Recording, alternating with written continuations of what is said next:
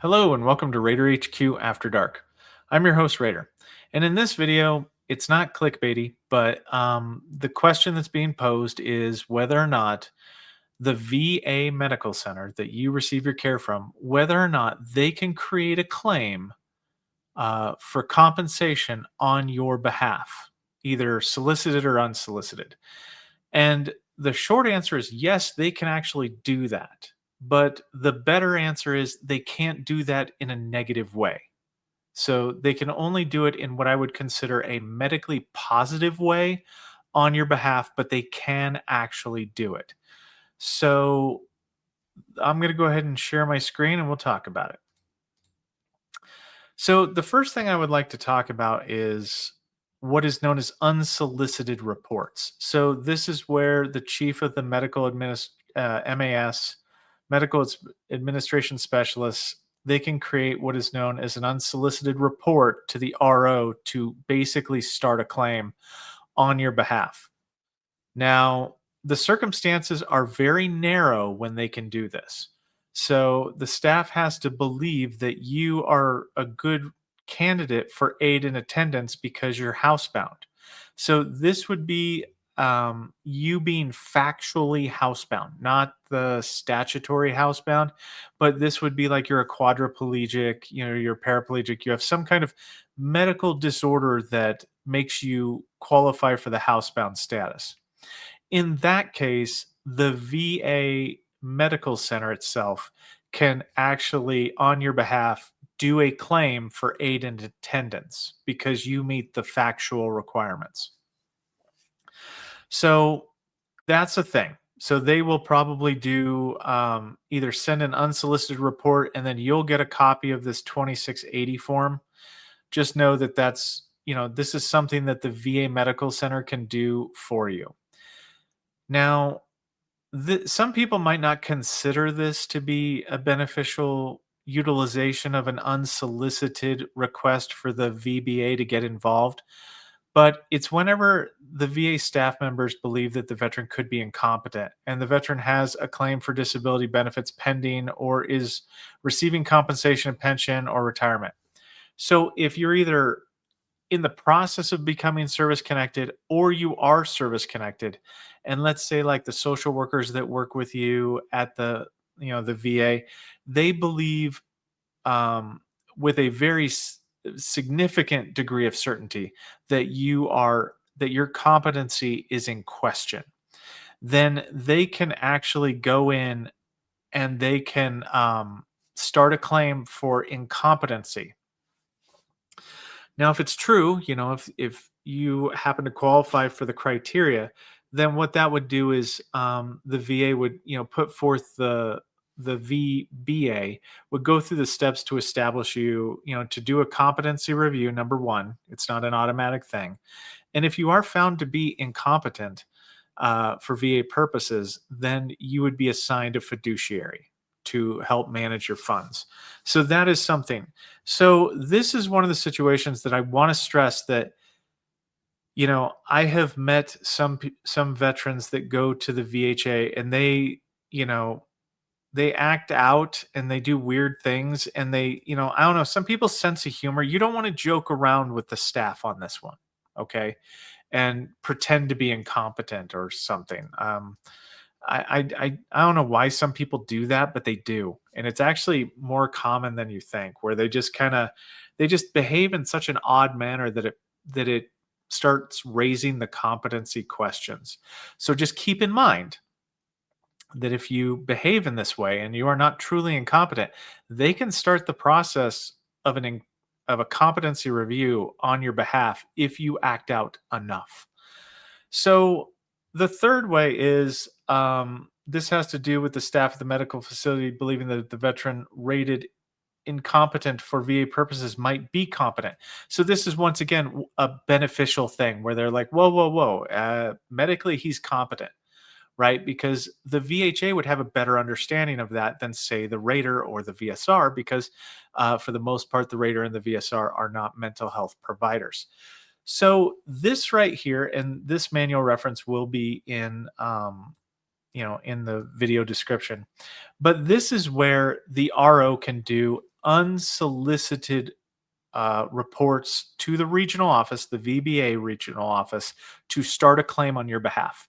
So these are the very narrow focused window as to what they can do. Now, if we come up here to, let me see here, what's my higher one? Um, we might just be going here. So, what is it? 3A? No. Okay, so this is like in situations where what I would call a solicited claim is when you receive the VBA actively looks through all veterans records, kind of using AI to find keywords for hospitalizations. So anytime that you are hospitalized you have a hospitalization, an outpatient medical treatment, or nursing home administration, then the VBA gets sent a notification of that. And then what happens is we go through a process to figure out why it is that the veteran, this is what we call a solicited claim, because we actively get these claims generated by the VBA itself. I know that that's kind of not what solicited would be. Like, you guys didn't actually do this, but by the act of being hospitalized to some degree, made it to where we were made aware of it. Now, the hospitalization has to be at a VA facility. If it's not, then this report will not generate.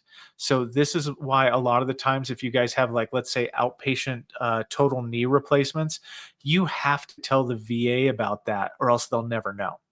But if it happens at the VA itself, then a claim gets generated on your behalf to go through, and the VSR will review.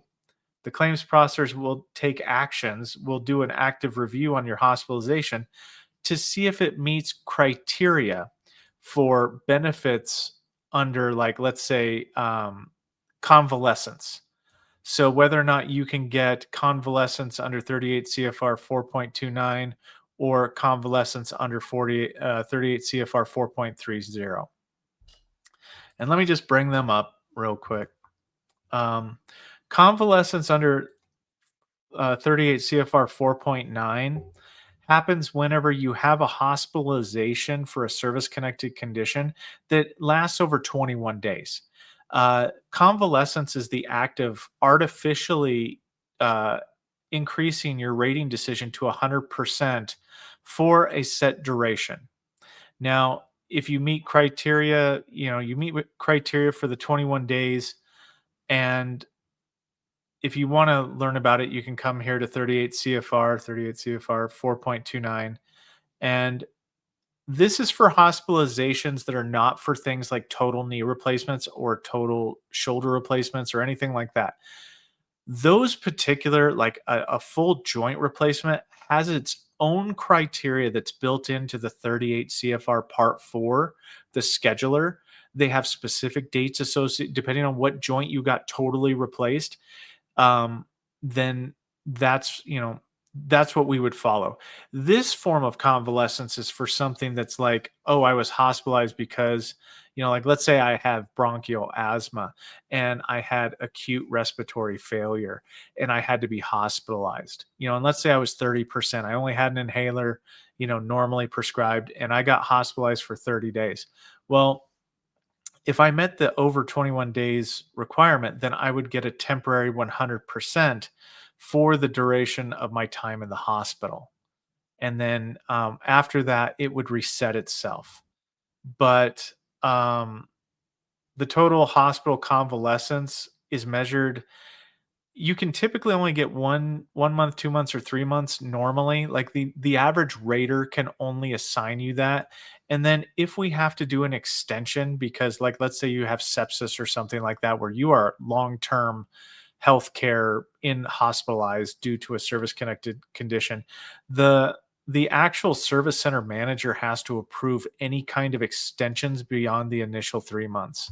And that's what convalescence under 38 CFR 4.29 is. It just has to do with the extent of time that you're hospitalized for a service-connected disability. That's typically the only criteria. And then if we go here to hospitalizations under 38 CFR 4.30, these have to do with surgeries that have they have to necessitate at least, this has more criteria than the 4.29, mostly because you don't have to have a long hospital stay in order to meet the requirements for 4.30. You just have to like if you had, let's say you had foot surgery and you had to be, you had to be on that little rolly thing to where you can't, or move around.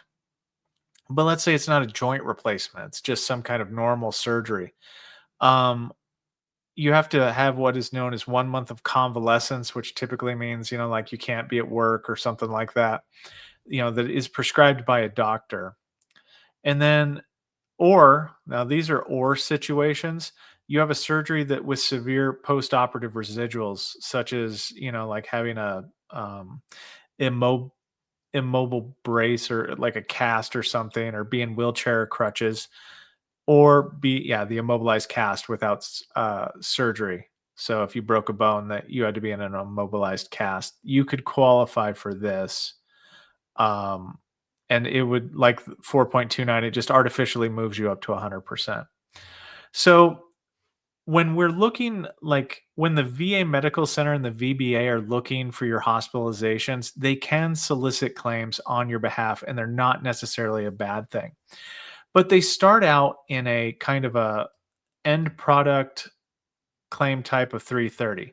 And what happens is that the hospitalization report gets sent to the VA, and then the VSR will go through and they will review it using the step process and say, does the hospitalization report show that a service connected disability was treated? If it wasn't service connected, the VA doesn't care about it, right? So, and then what happens if yes, then we go on to step two. If no, then we, say, oops, it wasn't shown, you received treatment for a non-service connected condition. And the reason why we do this, and this does take a lot of time for the VSRs, is we want to make sure that the, anytime that you guys are hospitalized and we can detect it, we want to catch those to try to give you the temporary 100%. So then what's supposed to happen is the VSR is supposed to review the hospitalization report and determine if number one, was it over 21 days, or was it, did you have any of the limitation factors associated with 38 CFR 4.30. So if either one of these are true, then we would move on to step three. But if not, then once again, we go, oops, hey, although you were hospitalized, it doesn't meet the criteria to be granted this temporary 100%. Now, if we come down here, then what happens, and this is kind of a norm in the VA process, is we will change the end product from 330, which means tentatively it could be a thing, to yes, it is a thing. Yes, we do have, it does meet criteria to be rated. And then what happens from there is we obtain all the medical records from the hospitalization, which would be done almost instantly. It should be done every single time that the VSR touches it. And then they go ahead and add the contention, add whatever the disability was that got you hospitalized. Now, one key thing to note on this is you're also supposed to add in, like, if there's any other secondary conditions. So, like, if you got hospitalized for diabetes and then you also got treated for, like, let's say, was it neuritis or something like that, like some kind of uh, residual of the diabetes, that would also be covered in this. Um, or if your primary condition that got you hospitalized wasn't service connected, but you were subsequently treated for something that was service connected, that could also count in this criteria. So it does matter to be mindful of what the actual admission diagnosis is and the treatment diagnosis throughout.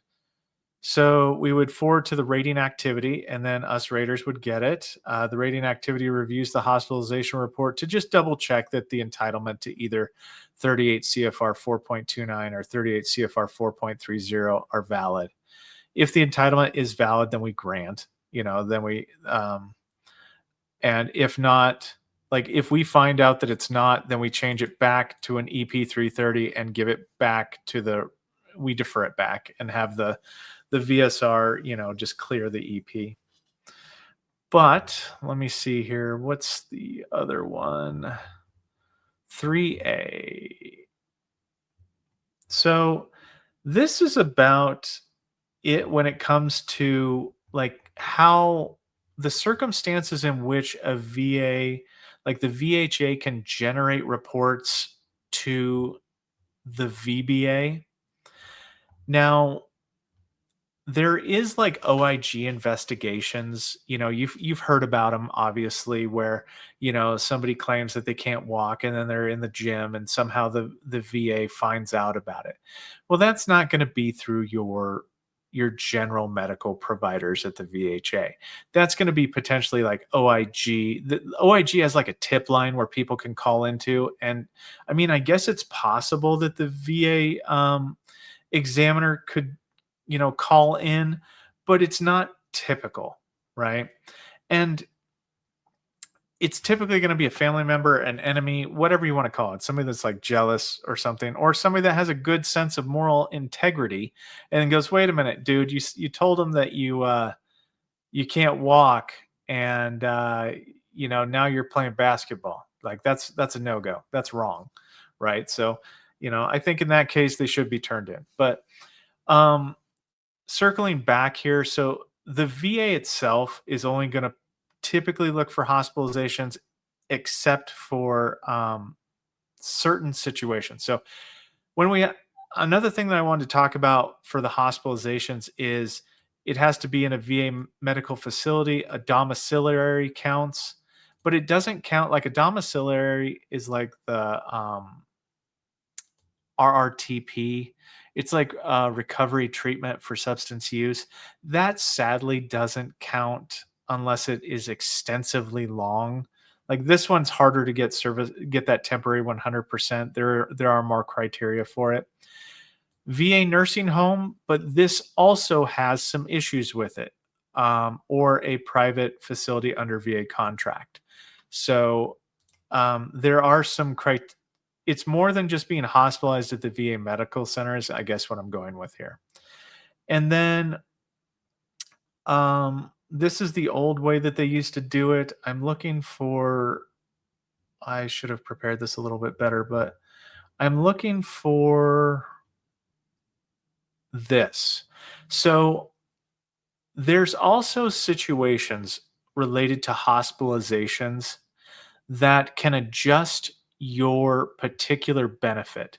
So, if you are a veteran who is receiving aid and attendance, if you become hospitalized, okay, at either, hospitalization, outpatient treatment, or nursing home admission, then you potentially could have it to where they take the aid and attendance away for a little while. So when the veteran who is already entitled to aid and attendance allowance is hospitalized, the additional compensation or increased pension for aid and attendance shall be discontinued. There are some exceptions to this. The allowances for aid and attendance will be continued during hospitalization where the disability is paraplegia involved in paralysis of the lower. Like basically, you would need to have it anyway. Um, I'm not 100% sure why the VA does this, other than to say that, the additional compensation for your need to have somebody help you goes away, because once you're actively hospitalized on an inpatient level, that's all being done for you anyway. So, you don't have to pay for that out of pocket, or you know what I mean? I'm not 100% sure why they consider it double dipping in some instances, but it's just kind of weird. And then if you're receiving pension, Now, this one I found odd too. So, if you're receiving pension and you have no dependents and you become hospitalized, they can, I guess, take your pension. Is pension is subject to reduction as specified below when the veteran has who has neither spouse nor child nor dependent is hospitalized, unless the veteran is hospitalized for Hansen's disease. Oddly specific, very oddly specific. So I just want to point back to how insanely nuanced each of these regulations are. So when we review stuff like this, we've got to look for these very weird landmines in the way this is described, because I could potentially, reduce somebody. Oh, but they're the one human being with Hansen's disease that got hospitalized, so I can't. It's very weird. Um, so but yeah, I kind of wanted to just talk to you guys about this one because I did read in an email somebody was concerned about like whether they had this irrational fear that the VA is monitoring their care, and because they didn't go to a certain number of visits, that they thought that their service connection might be in jeopardy, and that the VHA might actually tattle on them to some degree to the VBA. And I'm just going to be honest with you, that's not a thing. It's not something that happens. Now, OIG gets involved in the fraud department. Like if somebody turns you in for fraud, then they're going to have private investigators who follow you around, who monitor your activities and contrast that with your disabilities to see if there's any kind of malingering going on. But that's a completely different setup than whether or not you seek care. Typically, the act of seeking care through the VA is not something that they can mandate to you, because what if you receive your care out in the private sector? There's no way for them to monitor that, right? So there's no way for them to double check that you are compliant with care or not compliant with care. But anyway, that's about all I got for you guys today on this video. I'm going to try to come up with a good way to not clickbaity do it, the thumbnail, because I don't want to give anybody anxiety on this. But yeah, like I said, that's about all I got for you. Thank you all. I think we hit 4,400 subscribers today. All thanks to you guys putting out the good word. Thank you to the Raiders and the VSRs for your support. I appreciate it. Um, Other than that, we do have a live stream coming up this Saturday. I think I'm going to leave it open for more of a Q&A session than anything else. And if you guys want to beat me up on Q&As, do it. Make sure come early, because I only get the first half the questions typically answered. It'll probably be an hour, might be 2 hours. But other than that, that's about all I got for you guys today. So Raider out.